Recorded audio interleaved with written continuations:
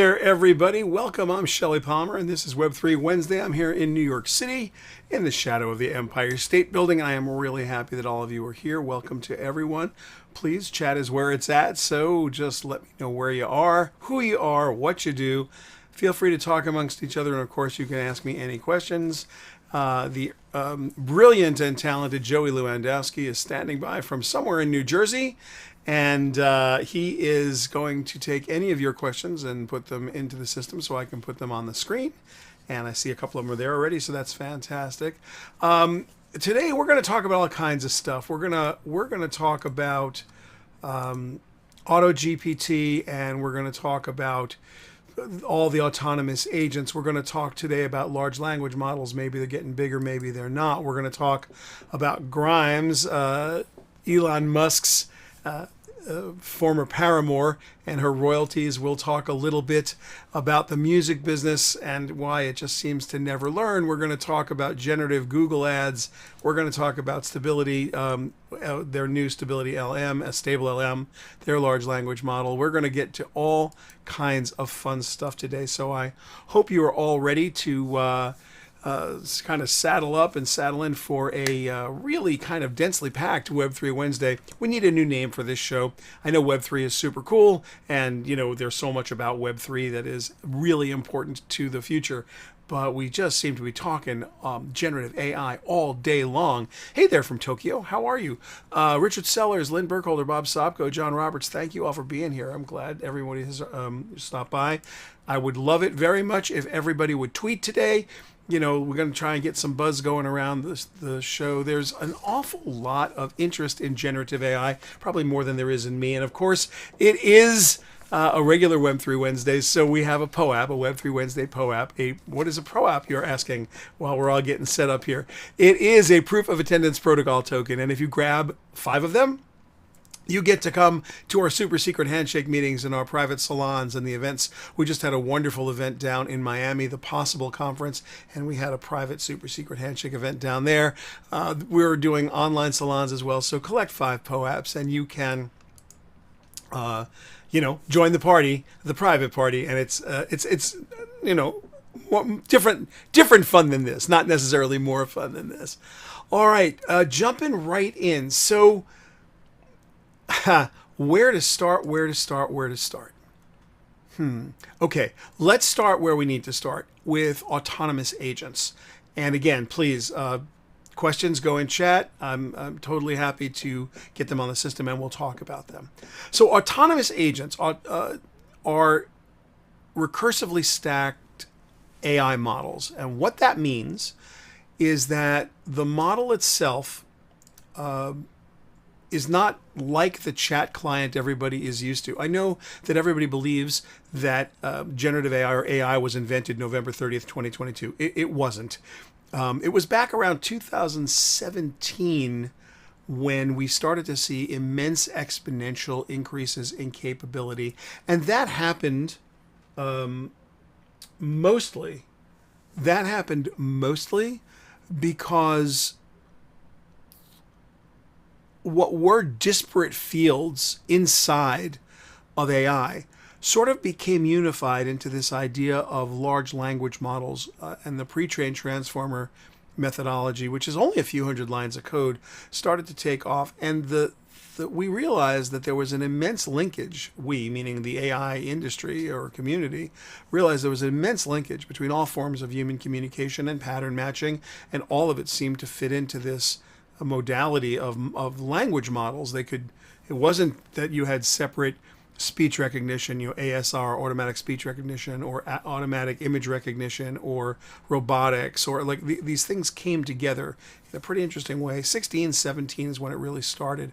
And it was all in academia back then, but we also had a tremendous set of programs at Google Translate, where transformers emerged.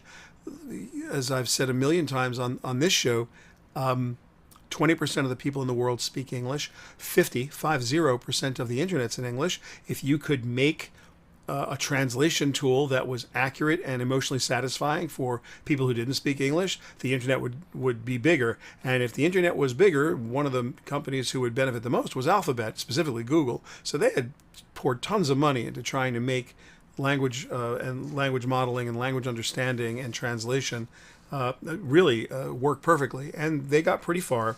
And you kind of know where we are today. So what is the difference between ChatGPT or conversational AI as an interface and an autonomous agent? I think the main difference is that autonomous agents, as the name implies, do what they're told to do. You, instead of asking it a lot of questions or prompting it by engineering a prompt or a group of prompts, you give it a goal and it goes out and attempts to achieve that goal. Now, there are a lot of different kinds of agents that are out there already, hundreds of them to be fair. I'm going to show a couple of them to you today just so you can see them work. And we're going to use an example we've used before so we can compare and contrast how you might use ChatGPT, the model, or an autocomplete model like ChatGPT and or the OpenAI Playground, and what it looks like to give an autonomous agent a goal. Now, one of the main differences between the agents I'm going to show you today and ChatGPT is that the autonomous agents can go out to the internet. So they have HTTP access. They can, like as if you were browsing the web. So they can go perform a task online, which is pretty fun. In fact, let's jump right in. We can just start showing this off. I assume you guys can see this. So let's call this they'll name this task dog. This is Agent GPT. It's very, very similar in almost every way to Auto GPT, except this is a web interface. Now, what I'm writing in the prompt, and I don't think it's easy for you to see, so I'll read it to you. What I'm writing in the prompt is create a table of the 5 most popular family-friendly dog breeds with columns that include average lifespan, allergy, average weight, average size, estimated cost of ownership per year. Cite your sources along with the URLs for each source. Once done, choose the best overall dog for my family of 4. We live in an apartment in the heart of New York City. Give me your reasons. Then find out where to purchase it from the most reputable breeder at the lowest price. So unlike the request, and let's just deploy the agent, unlike when I have done this in the past with ChatGPT, where it just starts to build a table, this is going to go ahead and build the table. We hope it is, depending on how busy it believes it is right now. It says if it takes more than 30 seconds, it may have gone crash. But there it goes. So it's gathering the data. It's starting to do the work. And you can see that it's actually breaking down this request into individual tasks and goals and accomplishing them individually. And you can see here on the right, it's going to gather data on the 50 breeds. I asked it for 5. Filter the data into include family-friendly breeds. Sort the data to include. It is breaking this up. I didn't tell it these tasks. In ChatGPT, I would have had to tell it these tasks, but not here. Here, it's doing it on its own. So now it's built this table. It's not really a table, but it's gathered the information. And it says, I've gathered the information on the most popular 50 dog breeds, and it's sort of thrown out the family-friendly ones here. Now it's still thinking, and let's see what task it's up to. Now it's going to start making recommendations, and it knows it needs to find reputable breeders. So this is sort of the key differential. The agent itself broke down the goal into individual tasks, and now it's executing the tasks. And as you can see, it's gone out to the internet. First, it cited the sources. So here are the family friendly dogs that are filtered, and it's decided it's Golden Retriever, Labrador Retriever, Bulldog, Beagle, and Boxer. Good to know. Here are the sources. So it went out apparently to the American Kennel Club. I think that's what AKG is. The reason for choosing the best overall dog for your family for living in an apartment in the heart of New York City. Considering the family's living space and the lifestyle in the city, a small to medium-sized dog with a friendly temperament, minimal exercise needs are the best choice. It's pretty smart. Among the top 5 family-friendly breeds, Beagle is a great option. Oh, I love Beagles. Snoopy was a Beagle, I think. Small size, etc., etc., etc. Finding the most reputable deal at the lowest price. To find the most reputable dealer, we recommend checking the American Kennel Marketplace.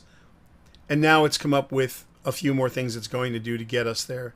And now here is the actual final table. And it's still working on my task. Mind you, I've done nothing. I've done nothing. This is how many hours worth of research? Literally, I mean, this would have taken me half a day. And I would have been thoughtful about it. And would I still check it out? Of course. Could it be hallucinating? Of course. It's continuing on. It's given us now the exact... It's given us the exact URLs from its sources for this table that it created. I think this is pretty awesome. I mean, in every way. And so that is what an autonomous agent can do. And it's the difference between a chat interface and a or a conversational chatbot and or conversational AI interface and an agent interface. There's another one that's kind of popular. I don't know if it's as good. Let's try it out just for all of us right now. This one's called God Mode. It's also a version that sits over GPT-4. I'll give it exactly the same prompt, and I won't read it to you again. So this is, again, the 5 most popular dog breeds. We're going to give it the same job to do and just see what it's doing. It's thinking now. So this is the, kind of a real-time approach to learning how these work. So here, this is slightly different in that we have to choose which of these tasks we want to add to the list of tasks. So it wants to research a list that's, I'd say, yeah, we're definitely going to do that. So we'll add that. Gather data on the average lifespan. Yeah, we want to do that. Suggested create a table. Yeah, I want that. Evaluate the needs for family. Yes, I want that. And research the reputable breeders. I want that. So I want all of that, and we're going to launch it. So it didn't choose the tasks, but it did break the request down into tasks that we could use to accomplish our goal, which is what we're doing right now. God Mode, by the way, is godmode.space, and Agent GPT is just agentgpt reworked.ai. So let's go back to God Mode. And I mean, these are, you can just Google them. They're really easy to find. Here it goes. It's going at it for reals. So it's sort of telling you what it's going to do. It's giving you its reasoning. Here's its proposed action. I'm going to, now here God Mode says, do you approve the plan? Well, I'll approve the plan. Let's go. And it's going to go out and do what it's just told me it's going to do. This is more instructive for everyone, I think, listening than Agent GPT, which just did the work. Now, there is absolutely no restriction of any kind. And when I say no restriction of any kind, I mean anyone, and we'll let this do its thing for a while. Anybody can write an autonomous agent. It's not hard. This is you're recursively stacking AI models. You're giving it HTTP access. It's a script that allows it to go out onto the internet and do your bidding for you. The UX and UI will be up for grabs. Well, let's go back. It's asking us if we want to approve. It's just found some additional information. The next command is to browse the American Kennel Club. It's going to do that. Here's its reasoning. This is the code it's going to use to go do it. Sure, I approve the plan. Let's go. Let's burn some tokens. So while it's thinking, we'll just talk a little bit. This is the future. It is absolutely, without question, and I do mean without question, the future of generative AI. And in fact, at a certain point, you're not going to set a goal. You're going to set a goal digitally. You will have, think about the things you do at work every day. You come in, you open up all your emails, you read them, you respond to them. You have a bunch of things that are most recently used to least recently used that are stored in your various folders in Dropbox or OneDrive or whatever you use, Google Drive. And so how much of what you do every day is relatively routine, highly repetitive. Some of us use text expander or text expanders. Some of us use templates just to be more efficient. But imagine if you set a set of rules when someone wants an appointment, it's automatically set up. Sure, there have been some appointment tools out there that help you curate your appointments and offer opportunities. But when your AI is talking to someone else's AI and they decide that Thursday at noon is going to be the best time for you to have a Zoom or a Teams meeting, that's what's going to happen. And if everybody needs some pre-reads for that meeting, then that's what's going to happen. Okay, it's just finished our last command. Now it's it didn't get the data points it needed from American Kennel Club, so it's going to go do some other stuff. Website provided some information, so approve the plan to go out and do the average lifespan and all the other stuff it needs. I'm approving it, and off we go. You can see that God Mode, in many ways, is more instructive, and of course, it's a lot clunkier too. So it's not something that you're going to, it's really a demonstration of how this works. So let's move on. I think we've sort of beaten this horse, not to death, because we're never going to be done with it. But I do want everyone to understand that while we teach a prompt crafting workshop, and it's become really popular, and we do a lot of AI level set work with our clients, and we are spending a fair amount of time talking through and workshopping with our clients the kinds of installations that would make the most sense for increases in productivity, for increases in value creation, for growth. You can make everybody on your entire staff somewhere between, call it 5 and 20% more productive after 45 minutes of coaching about how to use just ChatGPT. But imagine setting up recursive stackable models, autonomous agents like this, and just having them do tasks. I mean, specific tasks of the business. That includes stuff like, imagine you needed to summarize all the sales decks that you sent to a client, or all the presentation decks for the year, or all of the programs you did, 10 media programs for a client, and you needed to put together a big summary, pulling together all the data. Rather than do all of that, you would tell the agent, go get the data, summarize it all, and make it happen. It's just such an obvious future that I think we have to pay homage to it. Let's see. We have some questions here. How was the Possible Conference? That is a great question. For those of you who don't know, last week in Miami, the first ever Possible Conference happened, or Possible event. It's a brand new by marketers for marketers annual event, and it was spectacular. I would say fair number of Fortune, maybe a quarter of the Fortune 500 marketers were there, and about 2,400 people. Just fantastic. Wonderful exhibitors, fabulous programming. More importantly, it was wonderful to see everybody. So yeah, it was great. Hope everybody will sign up for next year's Possible event. It certainly was outstanding in every way. I think we covered what's so special about Auto GPT. This is a nice question. What's the latest with Medacademy? Any new content or lessons or courses? Well, glad you asked. It's my favorite subject right now. So I think everybody knows we do have Web3 and the Metaverse, which is our version of the observable metaverse, not the Zuckerverse, and a good course about Web3. But the hot course right now is generative AI for executives, and you can just get this at courses.shellypalmer.com. That's where to go, or just go to shellypalmer.com. You'll find it. Just click the courses button. There's any number of ways to find it. Medacademy.com. They'll just, you go to shellypalmer.com and find it, or courses.shellypalmer.com. We added 2 new sections this week. Autonomous agents. So everything that we were covering today, you can go and learn about. And also, very importantly, I think, privacy and security.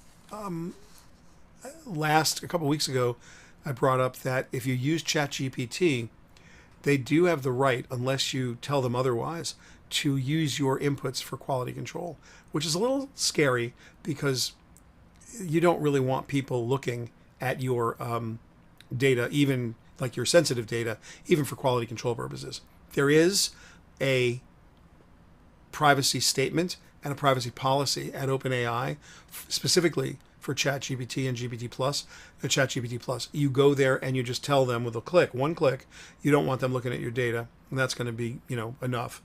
I think the other thing that everyone should do, you got to talk to your IT department. You really need to build your own GPT client, and you need to be on the ChatGPT API, or I should say the Open AI API for GPT-4. There's a wait list, but anybody who's listening here is going to get on that and through that wait list very quickly rather. So yeah, just you really want to be building your own tools internally. If you choose to build on GPT-4 or GPT 3.5 or GPT-3, yeah, so be it. But there's a commercial relationship you have with OpenAI, and they can't get to your data.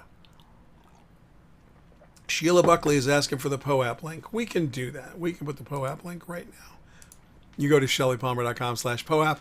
That's your proof of attendance protocol token. And yeah, please feel free, everybody, to go and grab that. That's all great. I want to move on to a couple of things. So there's this idea that large language models may be as large as they need to be. Sam Altman did an interview, and he's thinking like GPT-5 doesn't seem to be anywhere near being launched. I don't know if that's true or false. It could be tomorrow, but apparently, people were saying it's going to have 1 trillion parameters or some other unimaginably large number of parameters. But it seems like that's not necessarily the answer, and I think everyone's learning that you might be able to do some interesting stuff with smaller models. And to that end, the guys at Stability, where's my little thing here? The guys at Stability, which are the nice people who brought you Stable Diffusion, the text-to-image tool, put out this thing. There's a tuned version of it. It's called Stable LM for their language model. And I want to show it to you now. It's supposed to be ChatGPT 3-ish. So that's what they're saying.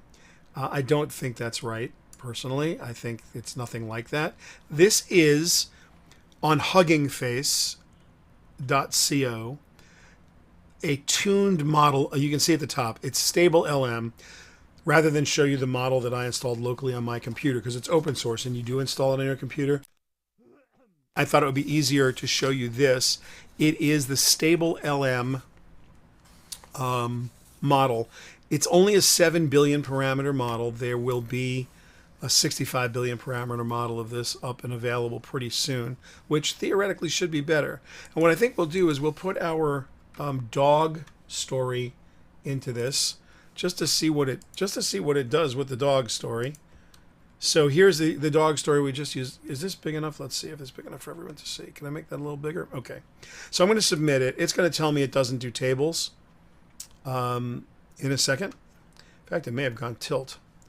Hold on. Let's see if we can untilt this thing. Let's come back in here and see if it'll take the feed. Yep, now it's working. Okay. So now it's thinking.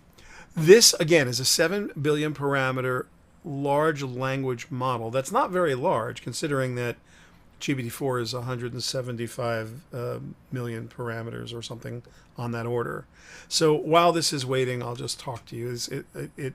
I have done this before, this demo. I wouldn't have done it without it. So let's see if we can make this thing do its thing. Come. It's got its little 3 dots that are chiming away there. All right, I will let it do its thing. It's going to tell us in a minute that it can't do tables, but it can answer the question, and it's going to try to answer the question. It's about as good as GPT-2.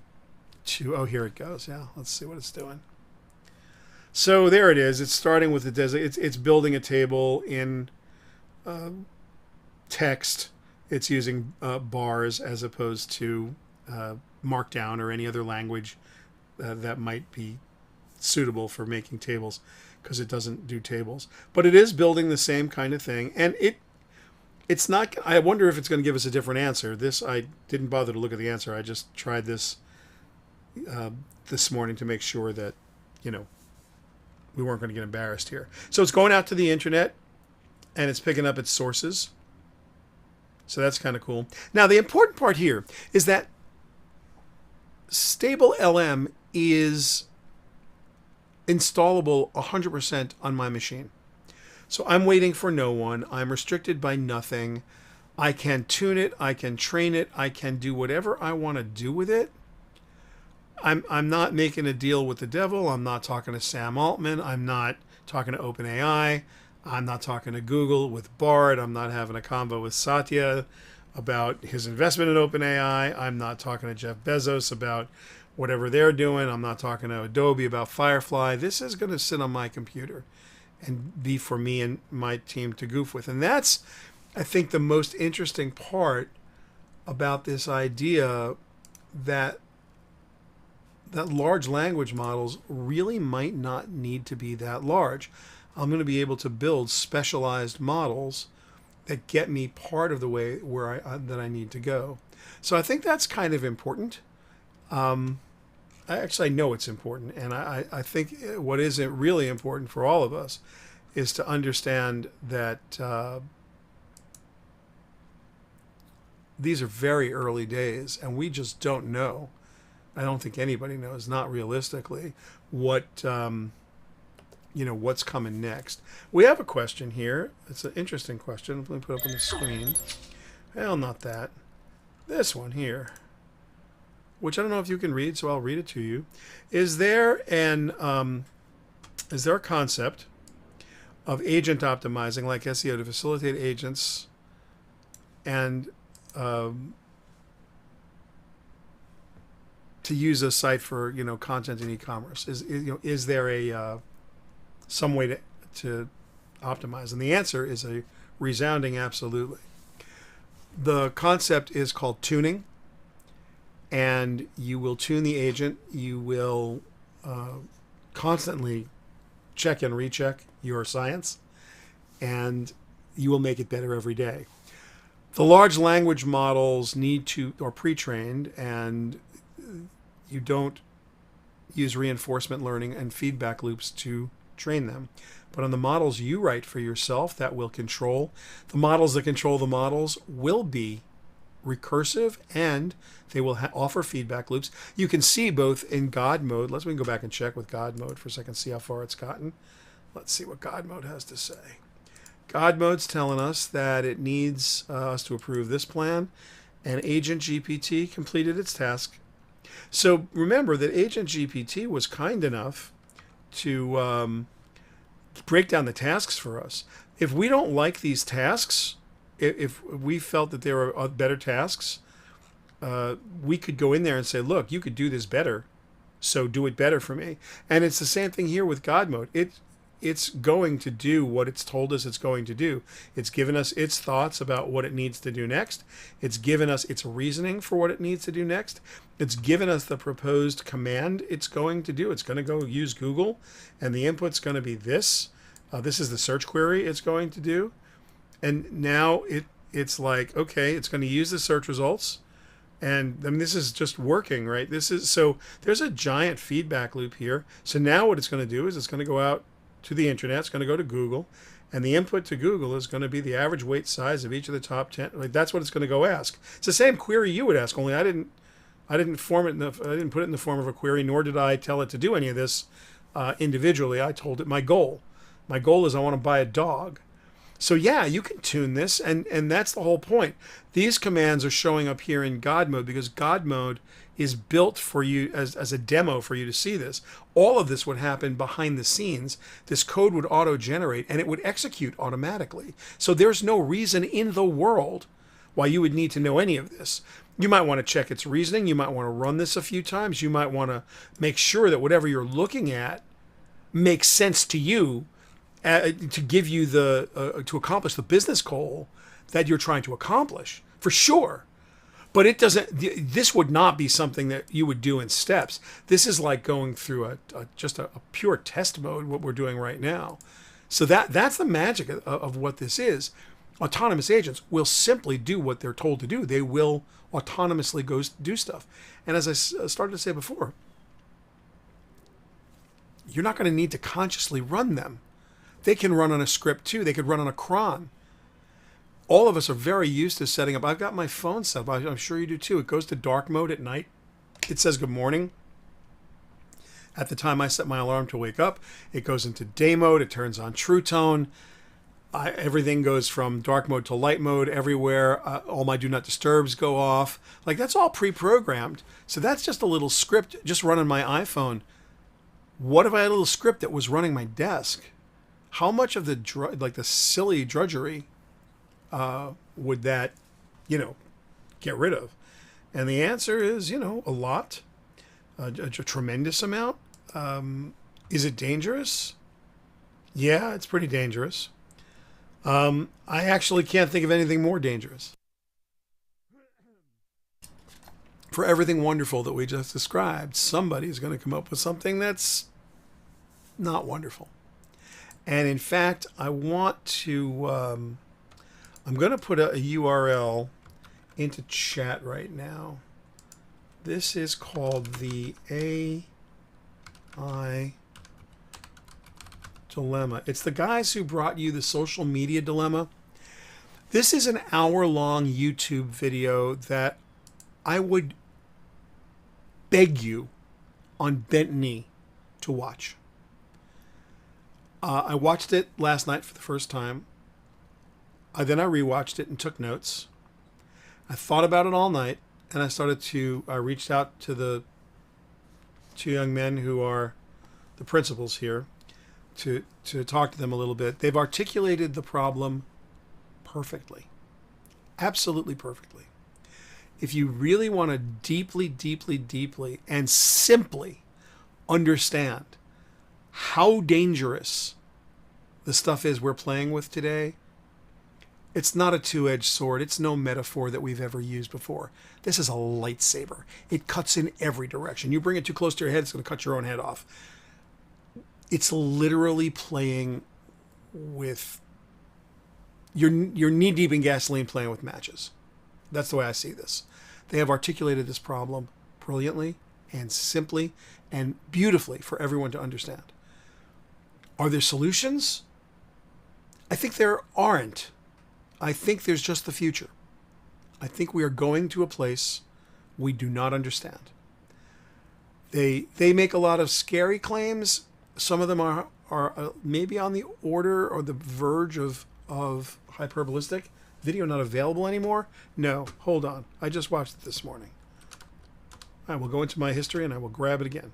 There is no reason in the world that shouldn't be available. Let me very quickly pick this up.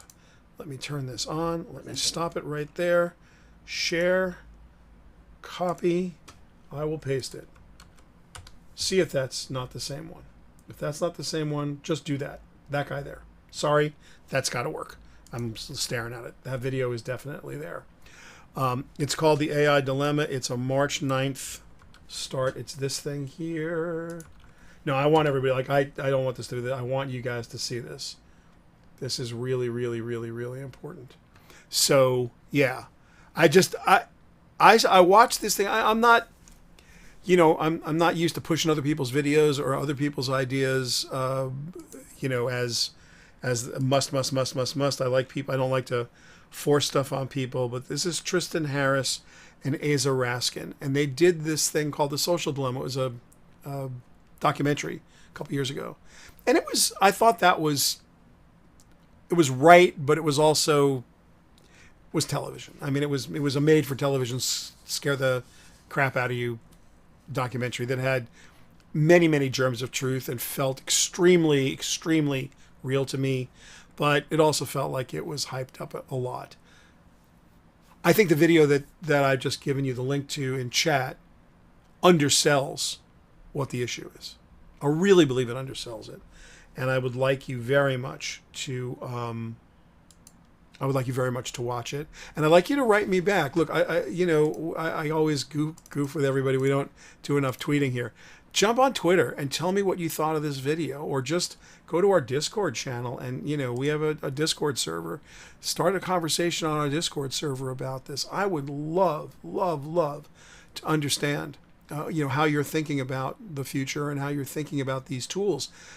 These tools are unlike anything we've ever seen. And I heard Sundar talk about that this is similar to fire, like the advent of generative AI and its release into the wild is as important as the discovery of fire. I don't want to be a contrarian past the point, although it's my nature. It's not fire. It's the light bulb. The light bulb did something for us that nothing in history had done prior. It doubled our productivity. It was a 100% increase in productivity. We went from a 12-hour day, more or less, where we got up with the sun and went to bed with the sun, where we could work only during daylight hours, to a time in the universe when we could work 24 hours a day. And we do. We do. And so 100% increase in productivity, thanks to Thomas Alva Edison and all things electric light, actually probably thanks to Michael Faraday and a whole bunch of people whose shoulders that Edison stood on. But the electric light bulb, that was it. That was 100% productivity increase. There were communications increases that were, equally amazing. Those of you who are old enough will remember a time, fondly, I think. Phone rang and everyone's in the house. It's Grandma, hurry up, she's calling long distance. And because that meant it was going to be, dollars as opposed to pennies to talk to Grandma, and everyone would rush to get there. But the magic of that, although it was expensive, was that Grandma was half a world away and you were talking to Grandma, and it was instantaneous communication. And so that was kind of amazing, and it was a productivity increase, but it wasn't doubling your productivity the way that the light bulb did. The light bulb allowed everybody in the world to work 24 hours a day. This is that. I promise you, if you let me have 45 minutes with your team, any team, doesn't matter what the team is, 45 minutes of training on ChatGPT Plus with a $10 a month or $20 a month account, whatever it costs, every single person that's in that, if you sit at a computer for a living, every single person that I have 45 minutes with, after they are done, if they had a job before, they're going to be 5 to 25% faster at it, better at it, more productive at it than they were before the training. Just knowing how to use that tool. This says nothing about someone who is a coder, an engineer, someone who is a particularly good methodical thinker with excellent technical skills in a program like Excel, who has moderate Python programming skills, moderate coding skills, moderate scripting skills. You give a person with moderate scripting skills access to an autonomous agent, we're talking hundreds of percentage points of productivity increases. Hundreds. The dumbest model, let me clear Hugging Face, a dumb model. Let's do something silly with Hugging Face. We'll come here. This is the stability language model we were just talking about. Let me throw something in here real quick. This is a, a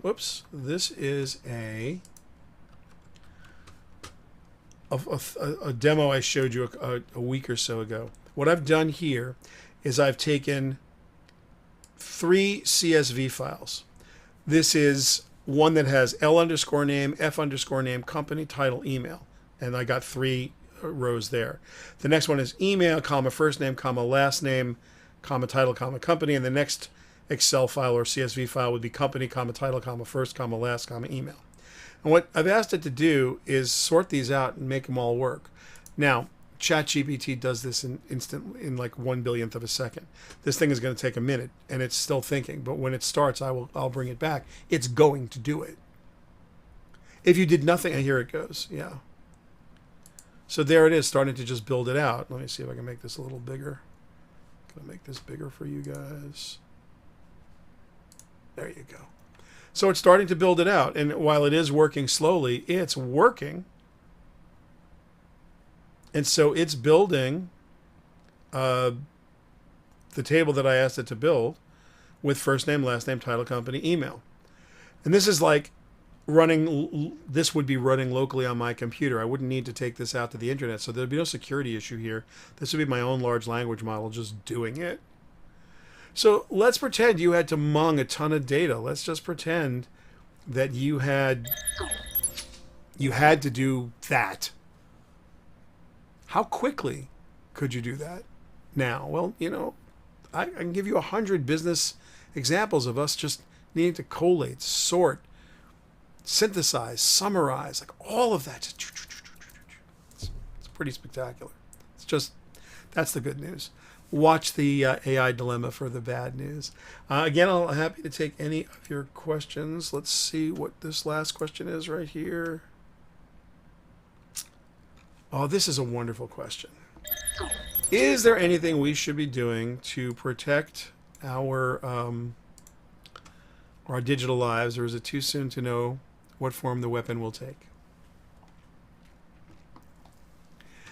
I cannot predict the future. I will not try to predict the future. Predicting the future is for fools and people who need, I don't know, some set of assurances that are false assurances.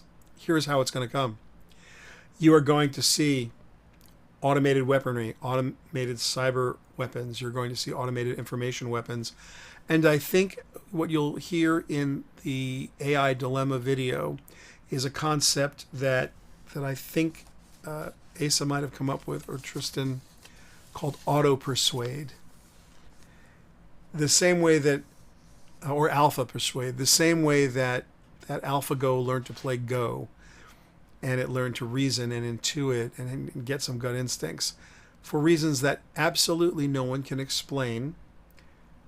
Language is everywhere, and everything can be thought of as language, and these tools are very good at calculating and sequencing and predicting what should happen next. It's not super intelligence, it's not AGI, it's just a predictive engine at a level that no one interpreted or thought would happen. So we're going to be in a place where, to protect ourselves, we're going to have to be incredibly vigilant and skeptical in a way that humans don't. And I only have 3 minutes left today, but there's a concept you want to research for yourself on this topic, and it's called the default to trust. And the default to trust is how almost every human in the world interacts with every other human, because it's the only evolutionarily stable strategy. When you come to me, I'm going to default to trusting you. Unless you look like a menace or you're wielding a weapon, I'm going to trust you until you prove to me that you're not trustworthy. Then I will not trust you. And you can't go to every interaction immediately assuming you're going to be killed or screwed by the person you're talking to, or you're going to live a very lonely and isolated life. The only protection against the kind of weaponry that will be mounted, information weaponry, by AI, by the bad actors who use this automation for their own purposes, is a default to distrust. And that is antithetical to the way every single human being was raised to interact. And so when we interact with people, we will default to trust. And when we interact with machines, we are going to have to force ourselves and learn to default to distrust. And I think it is going to be unbelievably hard for people to do this. Unbelievably hard.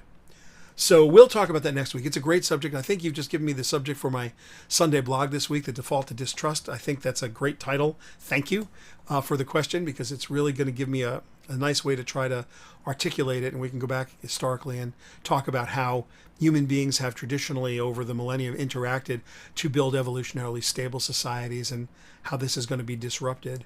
Again, folks, you can get your POAP at shellypalmer.com/POAP. Please check out Generative AI for Executives. It's here. You can go to shellypalmer.com and pick it up, and I hope you will do that.